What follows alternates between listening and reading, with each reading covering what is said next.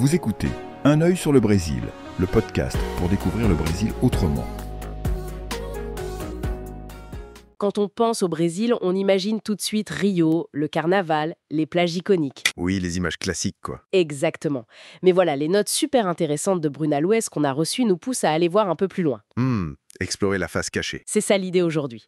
On va explorer ensemble 5 pépites brésiliennes, moins connues, mais fascinantes, pour ceux qui aiment la nature, la culture et sortir des sentiers battus. Très bonne idée. Il y a tellement à découvrir. Allez, on plonge. On commence fort avec un endroit presque surréaliste, les Lençóis Maranhenses, dans le Maranhão. Ah oui, exceptionnel. Imaginez, des dunes immenses, mais genre des kilomètres de sable blanc, et entre ces dunes, de juin à septembre à peu près, des lagunes d'eau douce, d'un bleu turquoise. Un désert avec de l'eau, c'est fou, non? C'est ça qui est absolument unique au monde. C'est ce paradoxe géologique. Comment ça se forme en fait? En gros, il pleut beaucoup à une certaine période. Et sous le sable, il y a une couche de roche imperméable. L'eau ne peut pas s'infiltrer. D'accord, elle reste piégée en surface. Voilà. Du coup, ça crée ces lagunes spectaculaires au milieu des dunes. C'est un écosystème très particulier et assez fragile d'ailleurs. Fascinant. Bon, changement de décor.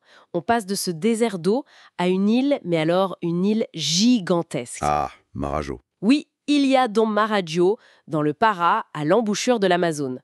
Les notes parlent de plages immenses, de buffles partout. Oui, les buffles, c'est l'emblème de l'île. Apparemment, c'est même le taxi local. Parfois, oui, c'est assez pittoresque. Mais au-delà de ça, Marajo est immense. C'est la plus grande île fluvio-maritime du monde. Fluvio-maritime, c'est-à-dire... D'accord. Elle est formée à la fois par le fleuve Amazone, qui arrive, et l'océan Atlantique. Cette rencontre crée une nature, une biodiversité. Et une culture vraiment unique. On est entre deux mondes aquatiques. D'accord, je vois. Une ambiance très spéciale, j'imagine. Et on y danse le carimbo, c'est ça? Tout à fait. Une danse et une musique traditionnelle très rythmée, très ancrée dans la culture locale. Ok, ambiance radicalement différente pour la suite. La Chapada Diamantina, à Bahia. Ah, là, on est dans l'aventure. Oui, les Furles décrivent ça comme le paradis des randonneurs.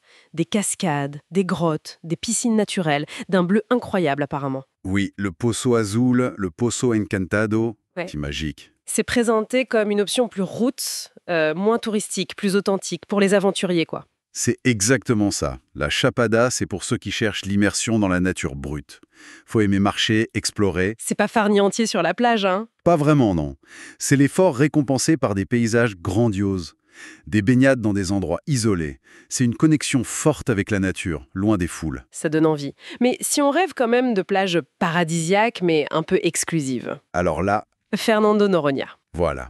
L'archipel rattaché à Pernambuco. Les photos font rêver. Snorkeling avec les tortues, plage déserte. Un sanctuaire écologique. Mais les notes insistent aussi sur le budget. C'est pas donné, Noronha. Non, clairement pas. Et c'est voulu. C'est le point clé. C'est un exemple d'écotourisme très contrôlé. C'est-à-dire? Le nombre de visiteurs est limité chaque jour. Il y a une taxe de préservation environnementale. Tout est fait pour protéger cet écosystème marin qui est exceptionnel. D'accord. Donc c'est un choix, un coût élevé pour préserver un paradis. Exactement. Ce modèle de tourisme contingenté, ça pose des questions sur l'équilibre entre protection et accès, mais ça assure la durabilité du site.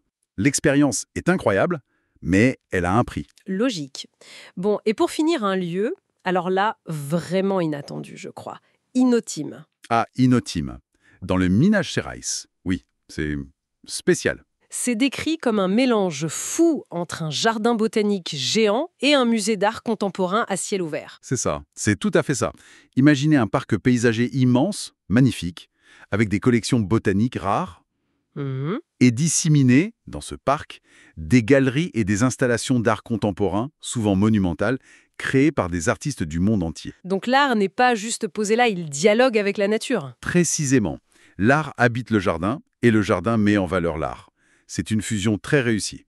Ça offre une expérience culturelle totalement immersive, très différente d'un musée classique. C'est assez peu connu des touristes étrangers, et pourtant, C'est une pépite culturelle cachée, en quelque sorte. absolument. Pour les amateurs d'art et de nature, c'est une destination en soi. Incroyable. Alors, si on résume rapidement, on a eu un désert avec des lagunes, une île géante entre fleuve et océan, des montagnes sauvages pour la rando, un archipel paradisiaque ultra protégé et un jardin d'art contemporain. Belle diversité. Clairement. Ça montre bien que le Brésil, c'est tellement plus vaste et varié que les quelques images qu'on en a souvent. Exactement. Ces 5 exemples illustrent parfaitement la richesse cachée du pays, loin des clichés. Et ça soulève une question intéressante sur notre façon de percevoir une destination, non? Tout à fait. Alors, qu'est-ce que tout ça signifie?